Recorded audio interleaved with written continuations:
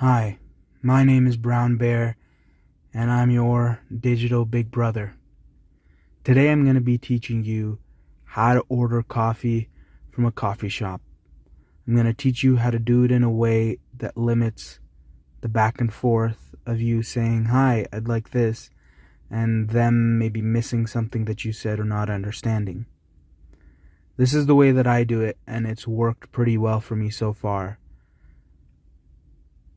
So, before going in, I think a lot of people with anxiety will realize, or will do this, that they will look at the menu before. So if you're going into a coffee shop, that means looking up the coffee shop on Google Maps, finding out what they serve, and seeing if you can get maybe some prices and seeing if they have the drink that you want. For me, I like to order a cold iced coffee with a splash of oat milk. So this is how I would order that. I would go up, and usually they say, "Hi, how can I help you?" And I'd reply, "Hi, can I get an iced coffee, medium, with a splash of soy?" Or oat milk. Doesn't really matter. And that's it. Now, let's analyze what I said. I said what I wanted.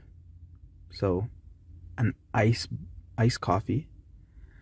Then we're going to say the size, because oftentimes on their display, on their point of sale system, you select what the customer wants, and then it pops up for the size and the other options.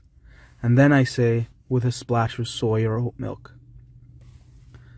That's the basic equation. They say what you want, the size, and then if you want milk or sugar, and then anything else.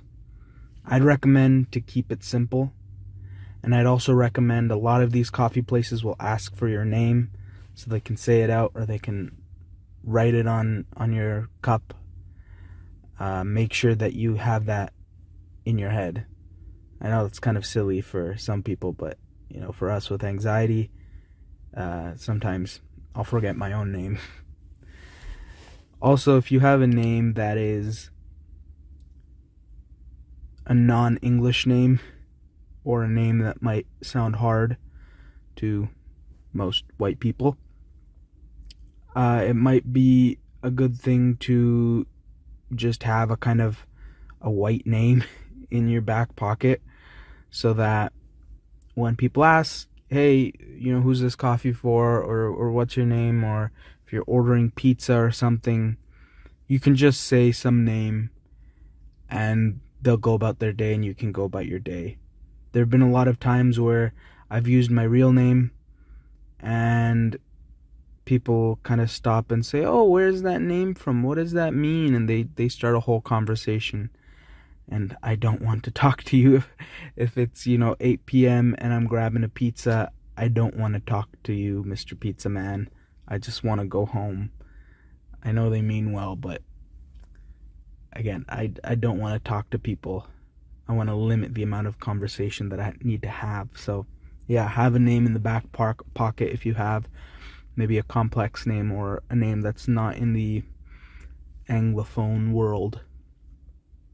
So that equation, going back, that equation can be applied to most things. Let's say you want to get a pizza.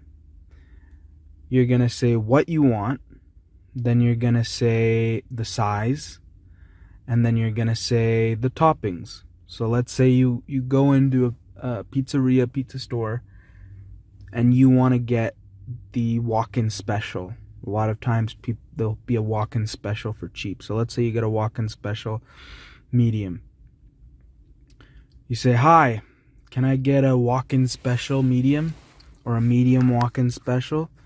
And if you can, try pointing to the poster. Because if they don't hear you, or maybe it's a little bit too loud, maybe it's a rushy time, and they see you point, and they maybe hear, "Can I get a walk-in?" but they don't hear fully, but they see you pointing at the poster, or they see you pointing, if there's a poster you know, at the table you're at, you know, where the register is, if they see you pointing at something, it's going to be easier for them to understand. And then you can say, okay, I'd like a walk-in special medium. Can I get green peppers and mushrooms on it? And try to read the rules of it. If the walk-in special only has one topping, they're going to probably tell you, hey, just a heads up, an extra topping is another $1 or $1.50, whatever it is. So if you don't want to interact anymore with them, I'd suggest just follow the rules. If it has a one topping only for the walk-in special, just get the one topping. Then you don't have to keep going back and forth.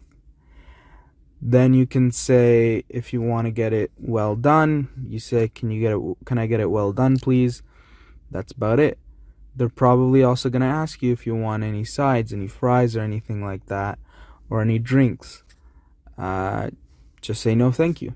That's it. And then again, going back to the name thing, they're going to probably ask you for a name or a phone number. You know, you give them a name or a phone number so they can let you know when it's ready. That's the basic equation, and it's worked pretty well. I'd also suggest speaking clearly and appropriately for the amount of people that are in there. Don't speak too quietly. I've seen this happen a lot with my friends who speak too quietly, and the cashier or the person at the register doesn't understand what you're saying, and then they have to ask again, sorry, what did you say?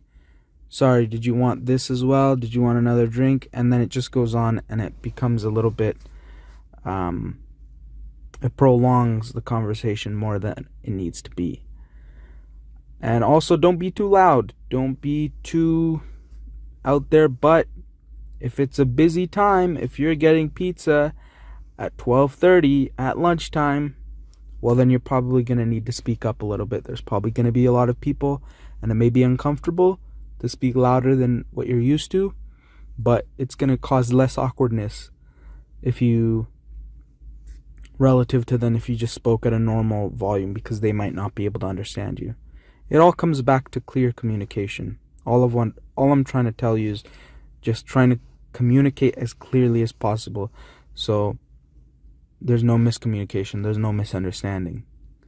I'd also just suggest, in general, if you have things that you really like from certain restaurants, from certain places, I suggest writing them down in your phone, because then you don't have to think.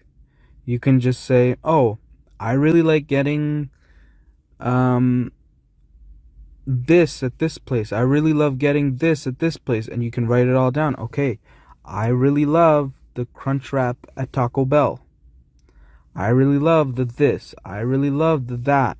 I really love the, cold, the iced coffee at Starbucks.